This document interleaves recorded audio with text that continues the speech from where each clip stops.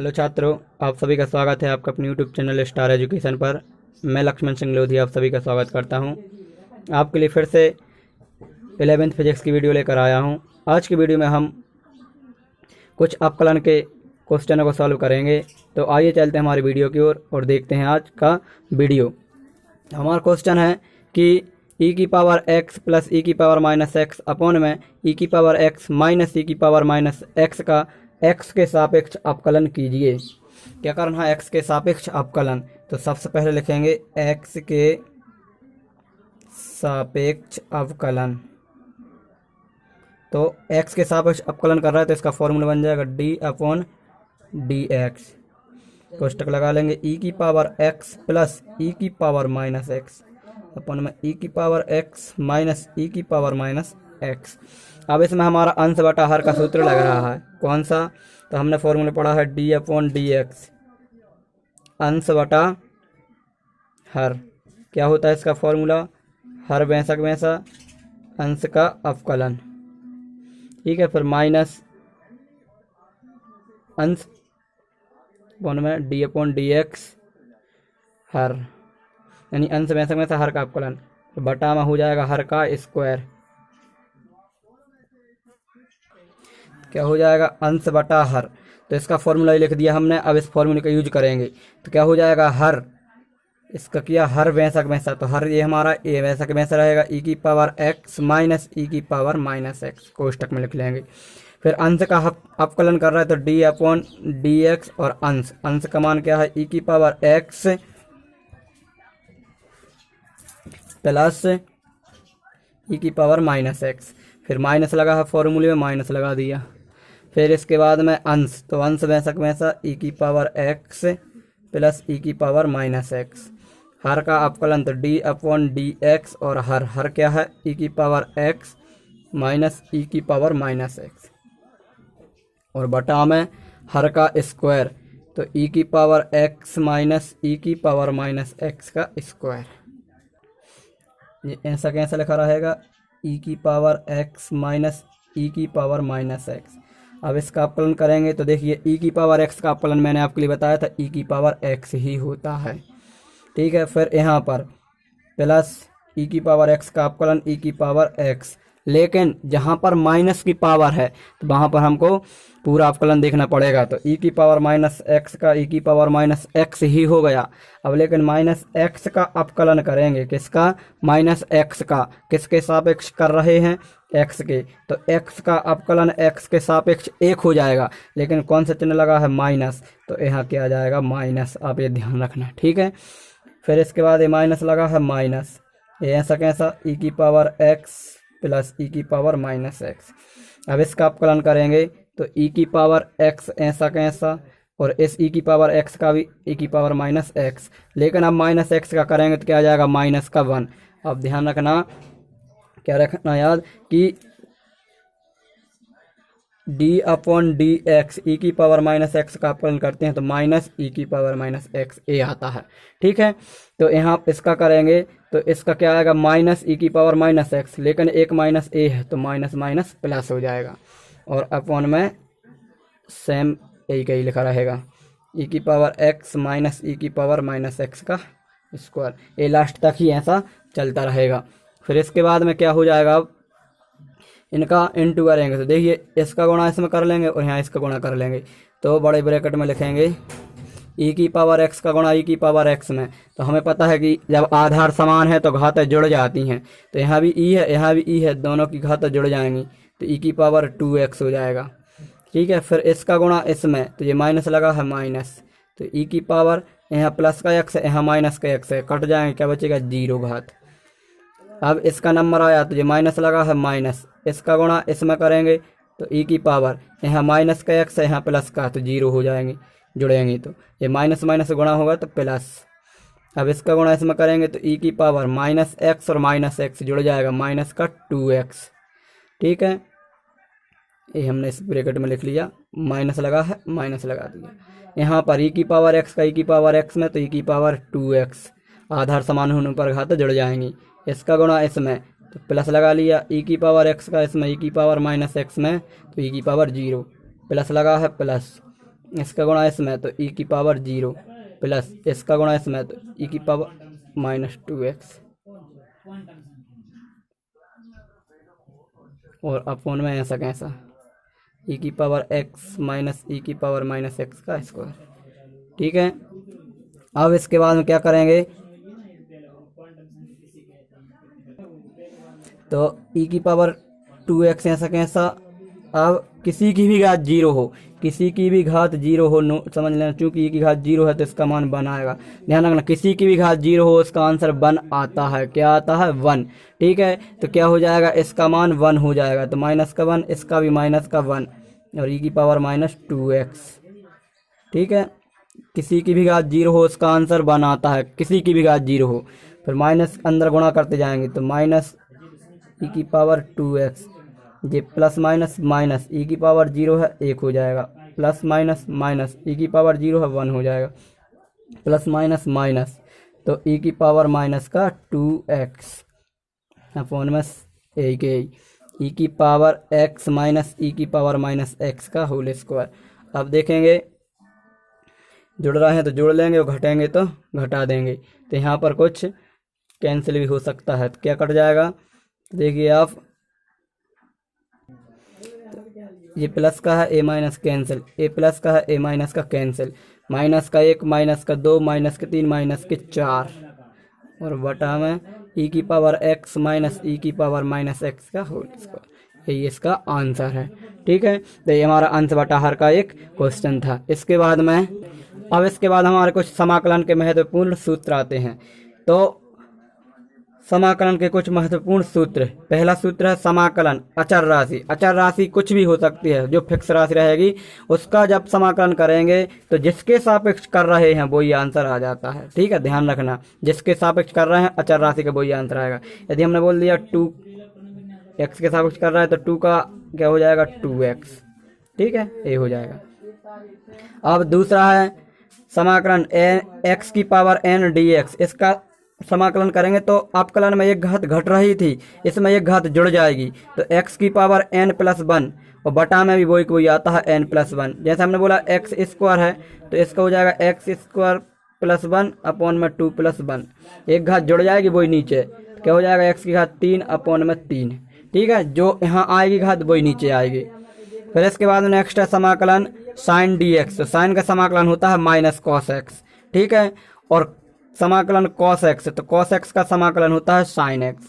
ठीक है, फिर इसके बाद में समाकलन tan x। तो tan x का समाकलन होता है log sec x। क्या होता है? log sec x, log sec x। ठीक है, फिर इसके बाद समाकलन cot x। तो इसका होता है log sin x। क्या होता है? log sin x। क्या होता है? log sin x। फिर इसके बाद समाकलन e की पावर x का e की पावर x ही, अपकलन भी यही होता है और समाकलन भी यही होता है। फिर इसके बाद 1/x का समाकलन होता है log x। ऐसा होता है log x, यहाँ आधार ई है, ये मिस्टेक लिखा है, log x आधार में ई है।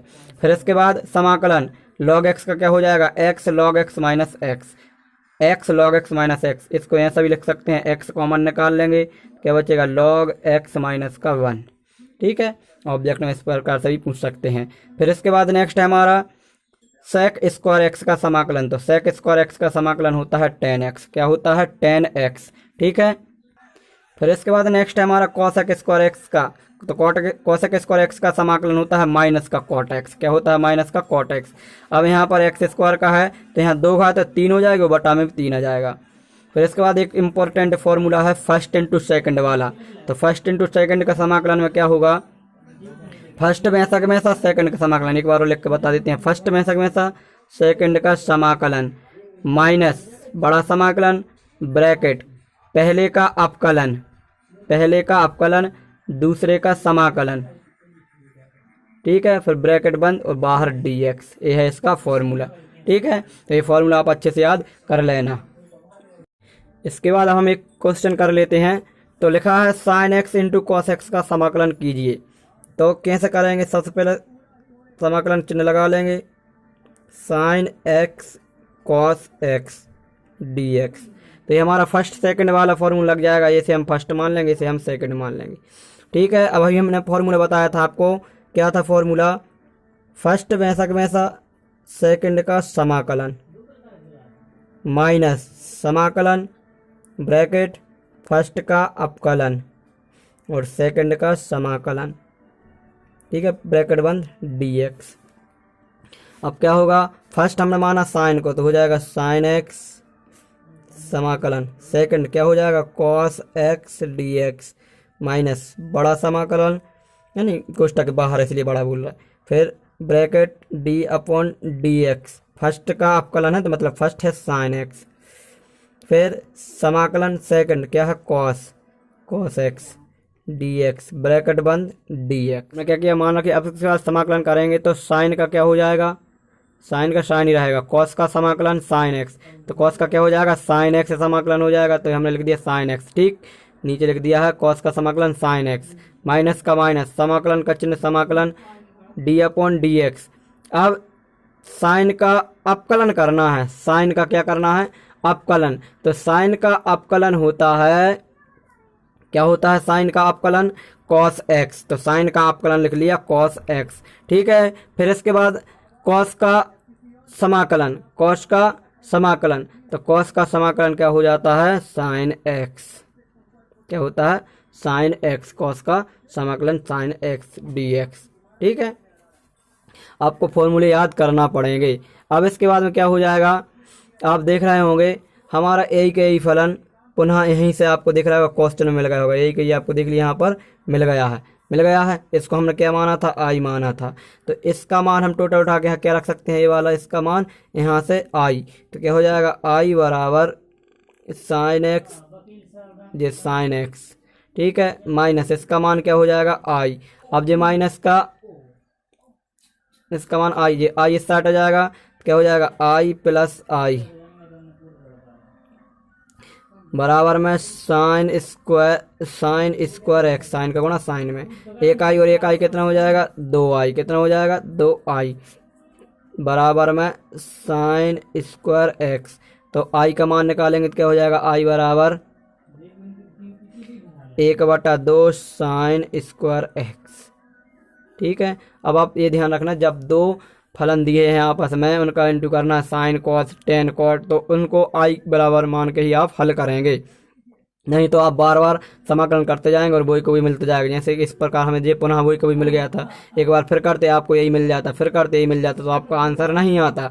लेकिन जब आप इसको आई मान का हल करेंगे तो आपको जैसे ये पुनः मिलेगा तो इसको आप इसका मान आई रख देंगे, तो यहाँ से आप आई का मान आसानी से निकाल सकते हैं, ठीक है। इसके बाद में एक और क्वेश्चन है, अब इसका समाकलन करेंगे तो सबसे पहले क्या करना पड़ता है, इस समाकलन को सबके साथ अलग अलग कर लिया जाता है, तो हो जाएगा समाकलन 5x³ dx प्लस समाकलन 4x² dx प्लस समाकलन 6x dx प्लस समाकलन 7 dx, ठीक है।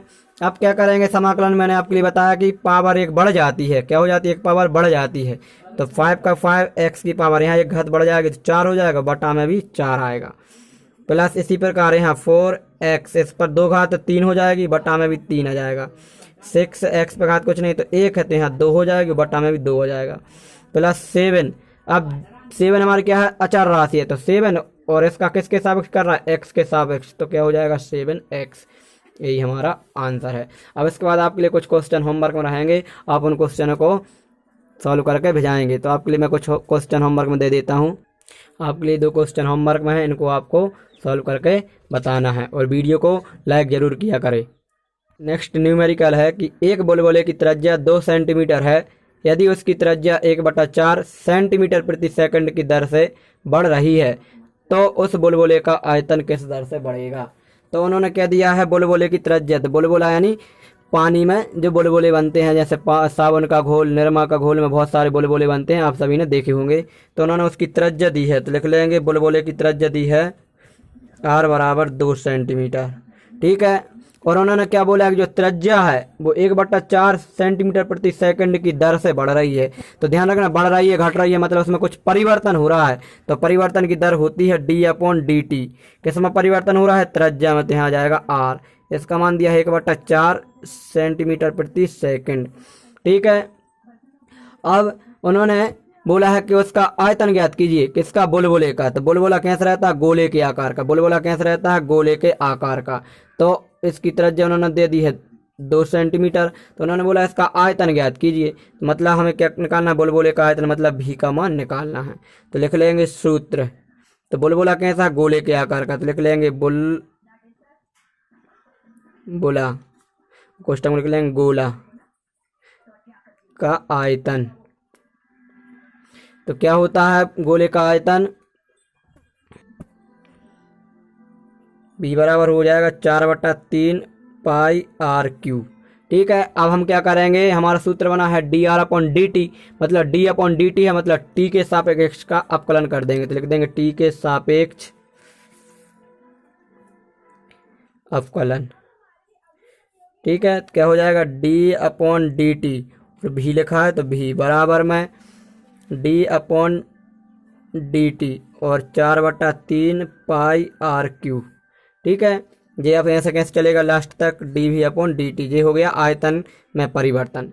ठीक है, अब इसके बाद जो अचर राशि से बाहर कर देंगे, 4/3 पाई बाहर d/dt, क्योंकि दर में परिवर्तन हो रहा है इसलिए दर का अवकलन होगा आर क्यू। फिर इसके बाद में क्या हो जाएगा,